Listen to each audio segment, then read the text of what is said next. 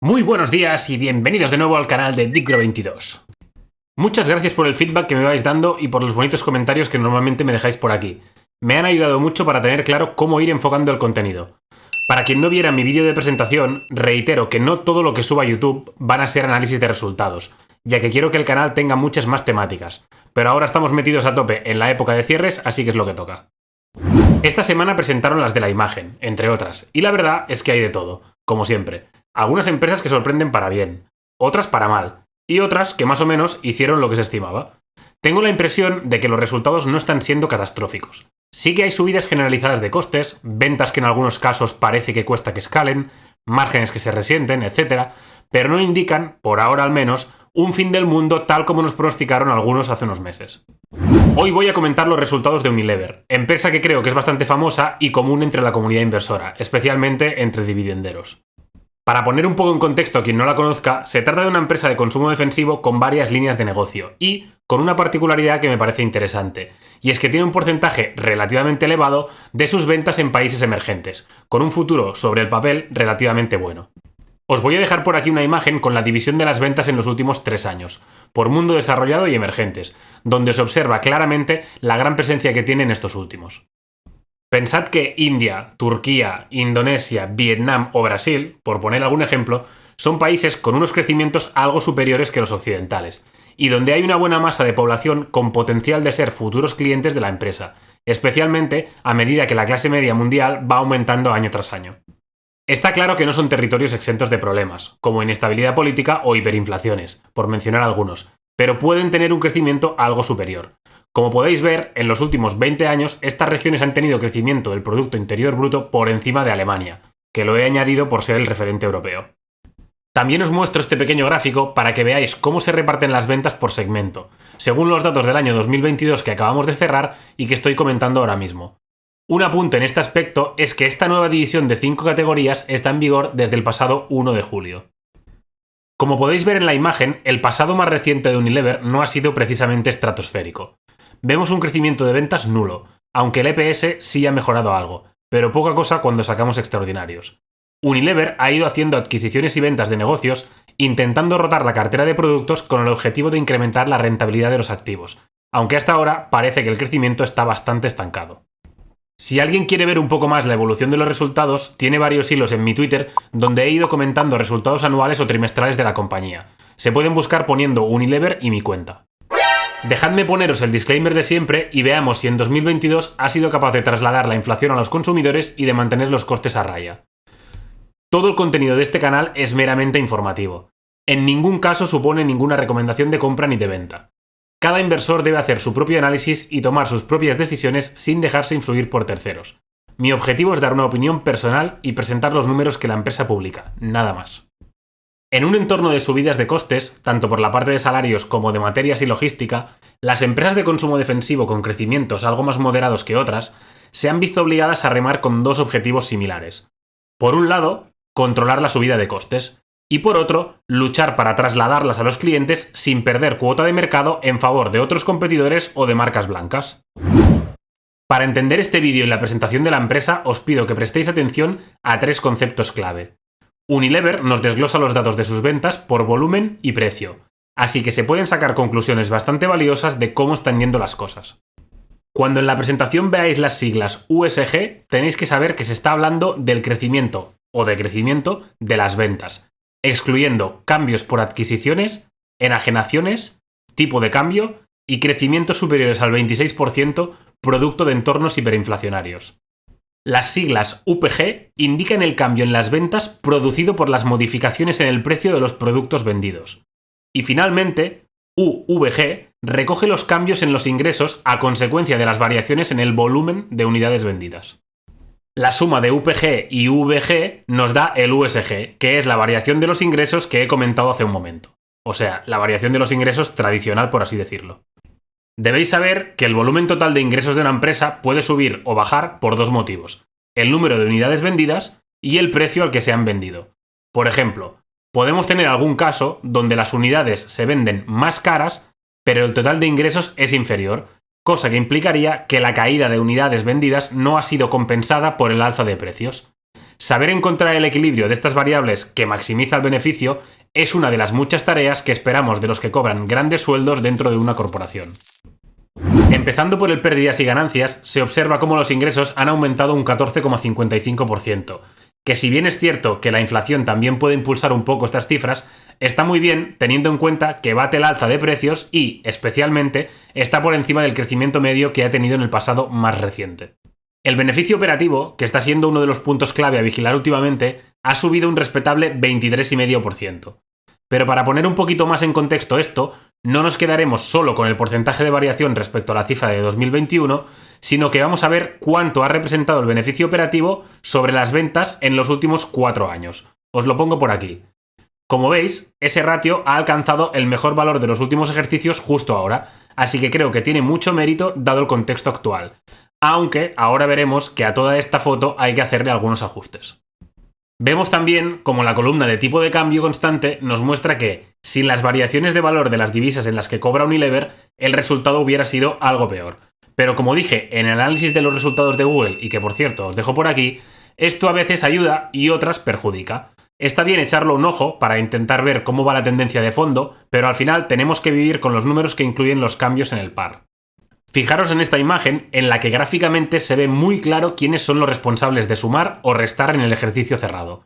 De los 52 billones de ingresos en 2021, los precios impulsan mucho las ventas, mientras que el volumen se resiente un poco, pero el cómputo global de este punto es positivo, así que vamos bien aún asumiendo que se han vendido algo menos de unidades. Me salto las ventas y adquisiciones de negocios por tener un impacto leve. Y nos falta el tipo de cambio, que en Unilever siempre es relevante dada la estructura de ventas por región que he mencionado antes. Con todo esto, llegamos a los 60 billones de 2022. Si bajamos hasta el beneficio neto, vemos que nos queda una cifra un 25% superior a la del año pasado, un puntito más de lo que teníamos en el operativo. Y lo que nos importa a los accionistas, que es ver cuánto nos toca por cada acción que tenemos, pues sube un 29% y se queda en casi 3 euros por acción.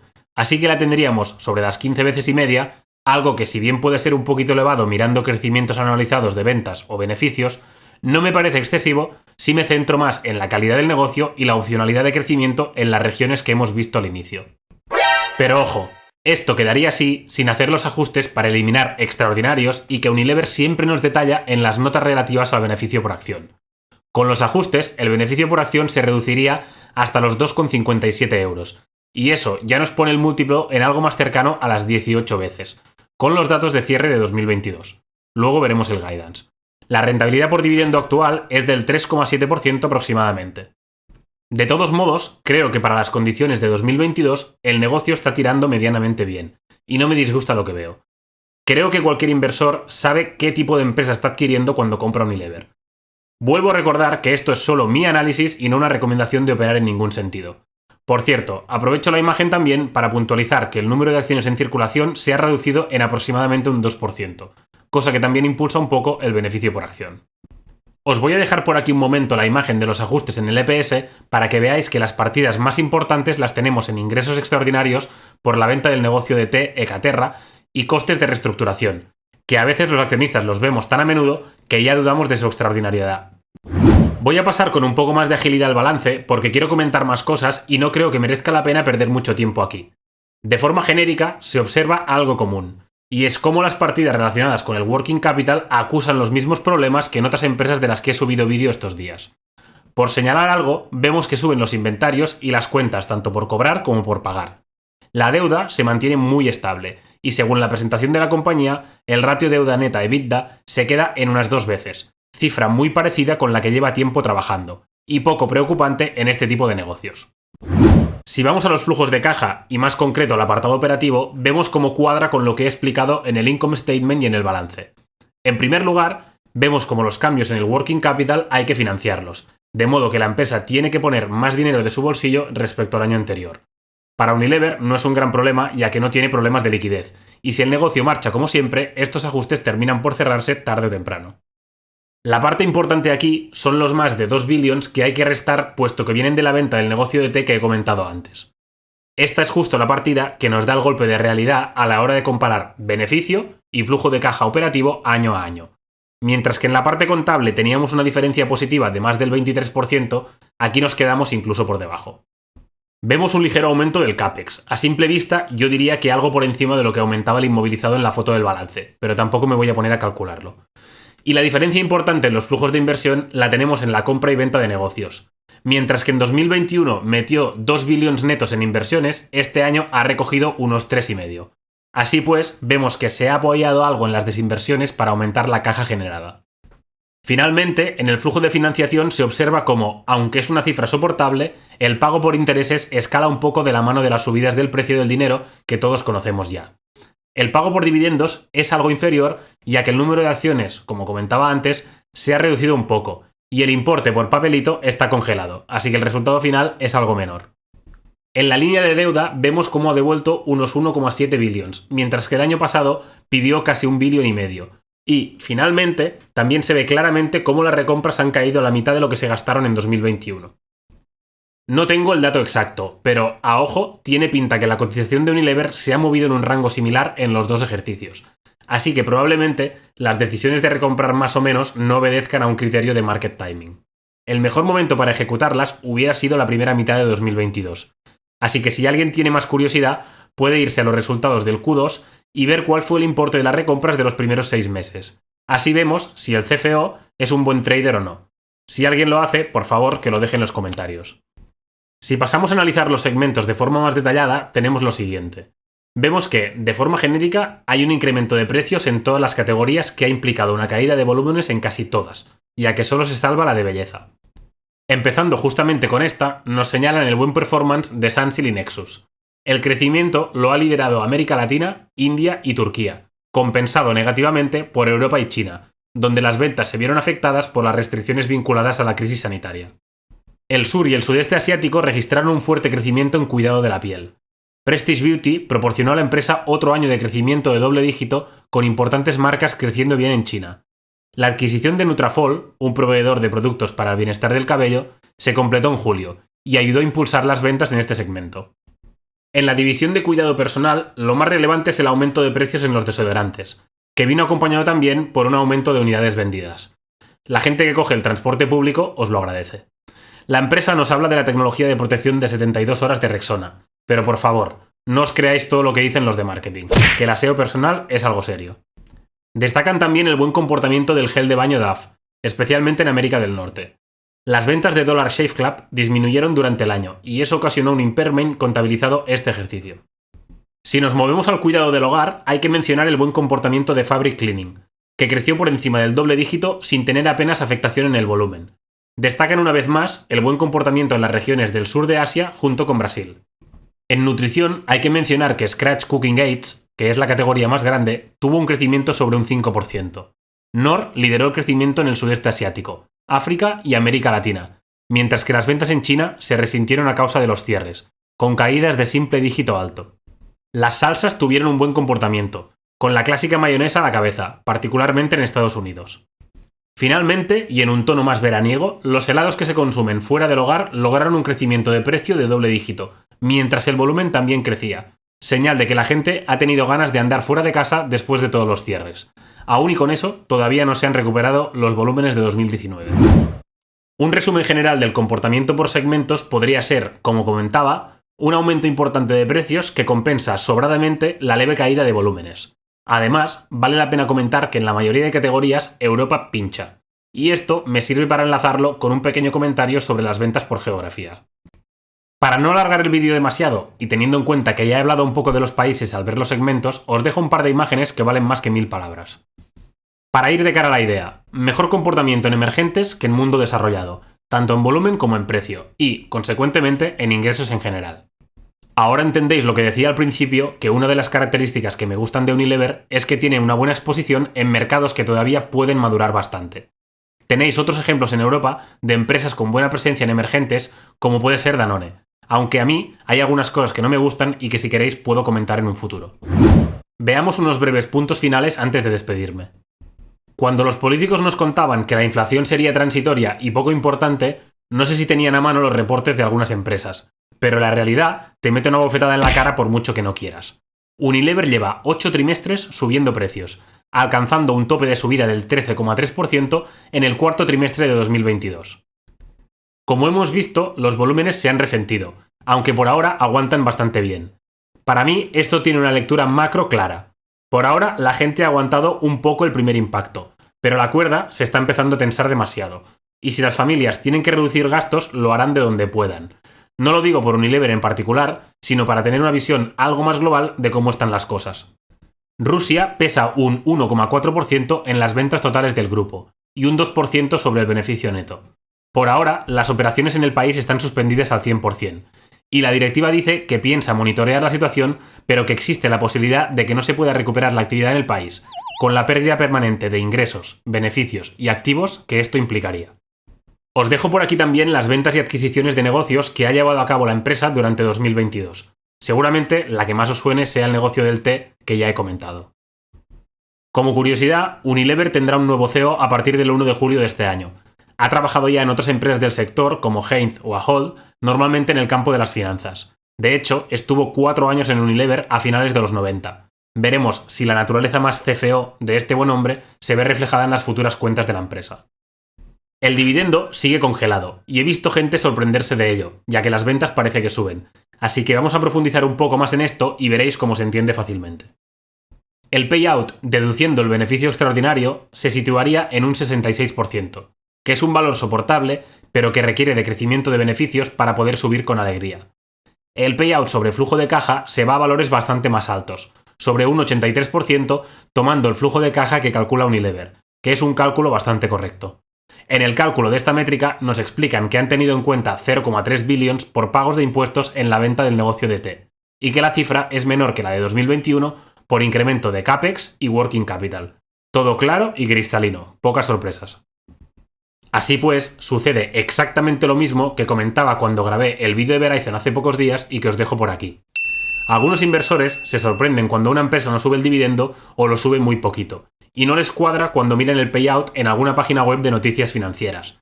Pero cuando rompes el cerdito y miras lo que hay dentro de verdad, no lo que está apuntado en el libro de contabilidad, te das cuenta que de subidas más bien pocas, que la cosa no anda tan sobrada.